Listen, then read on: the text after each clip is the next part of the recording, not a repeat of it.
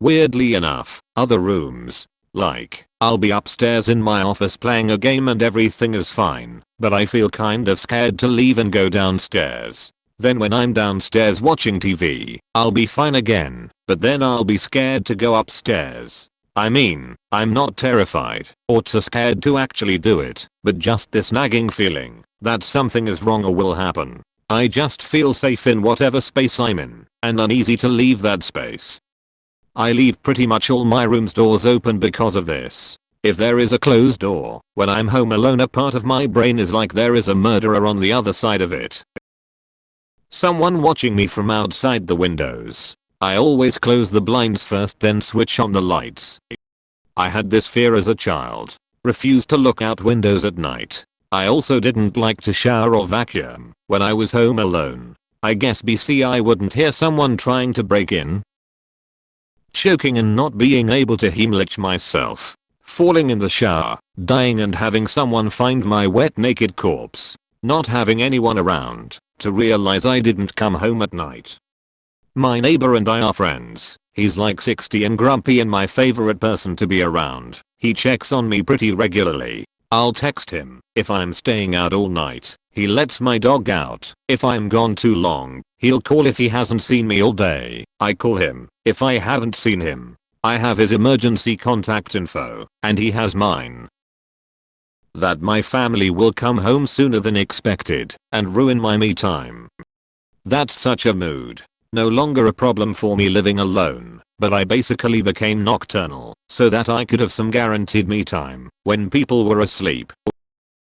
Someone breaking in, cat choking on something and me not being able to help in time. Family coming home earlier than expected. Any electronics malfunctioning. The cat thing almost happened to me once. She was a kitten and got into a paper bag with twine handles, got her head stuck and was choking. Luckily I was coming in the door just as she was about to pass out and I was able to save her. She was probably only 3 or 5 months then. She's almost 4 now and I always cut the handles off bags. Close bracket. Existential dread. Yup. Always when it's too late to even message someone to talk to.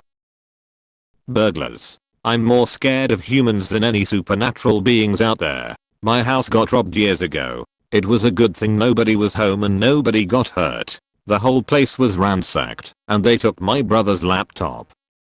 A door in the hallway outside my flat has started to bang against the wall when a neighbor opens it to walk through. Every damn time this door bangs my walls shake and I jump out my skin. I reported it for repair, but it's not urgent. At varying times it's reminded me of my dad being angry and stomping around the house, slamming things, about to take his anger out on me. Literally my own apartment is triggering me. You can get felt or rubber pads that stick on the frame and stop the door banging. The other night, I woke up because of debilitating menstrual cramps. They were so bad I was sweating buckets. I was in the fetal position on the floor in my bathroom. This happens frequently, but this was the first time I really thought something was wrong, and I thought about going to the hospital. Then I realized my biggest fear about living alone is having a medical emergency and not being able to help myself and dying all alone. I'm sorry for your menstrual pain. That sucks. But I also want to wish you happy cake day.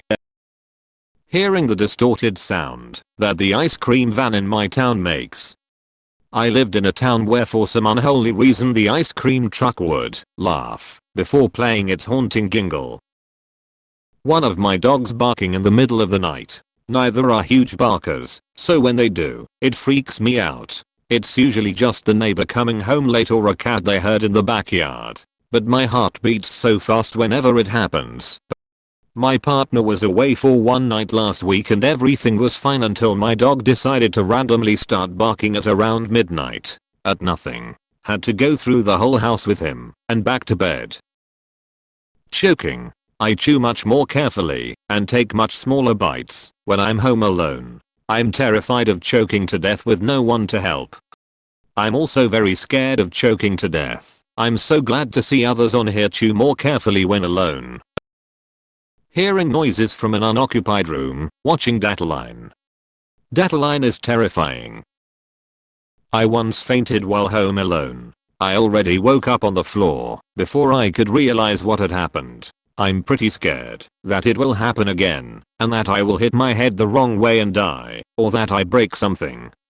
I did that too. Knocked over a lamp on my way down. Woke up on the floor, and that was when I realized that nobody would have noticed for a while if something happened to me. Encountering a spider, especially if I ain't got shoes on. I encountered one the other day and left the room to find something to remove it with, and it was gone when I came back. My ears tricking me into hearing footsteps or random loud clunk sounds coming from what seems to be just outside the perimeter of the house. Someone will knock on my door and interrupt my peace. That someone from the drug squad house across the road will try to break into my house, like they've already done to some of our neighbors. Ugh, everything and nothing. Got some mental health struggles. Alone is lovely and absolute torture at the same time. The shadow people. My cat runs Zoom is upstairs and sounds like an adult walking. Our cats sound like children playing, and they stop the second they hear you coming to check on them and stare at you with their big wild zoomy eyes. It's spooky. I've seen too many child ghost movies. Since I live alone, I sometimes wonder if I'll die in my sleep and no one will know until the smell drifts out into the hallway. I was the same way when I lived alone. I had a boyfriend who died from the flu when he was 27. Ever since then, whenever I got sick I would wonder how long it would take before anyone noticed I had died. Shouting and gunshots from distant rural neighbors. Wild people out here in the mountains. The fact that there is an interruption in Wi-Fi and no cell service if the power goes out for about 15 minutes before we can get the generator going. Did the power go out while you were typing your username? I'll go now. All jokes aside though, that sounds so scary. When I was child our house caught on fire and we had to evacuate, and that is constantly my biggest fear. Had to scroll down far for this one. My house also burned down. Was also home alone. That probably is my biggest fear. I'm sorry for what you went through. The dark. I'm almost 21 and my imagination still will not stop about scary monsters. Mine likes to remind me there are monsters under the bed. The bed is a platform bed, which means it's a solid piece sitting on the carpet. No room for toe-eating monsters. I'm curious though, how good is your night vision? People knocking on the door. Nothing. I feel quite well when I'm alone.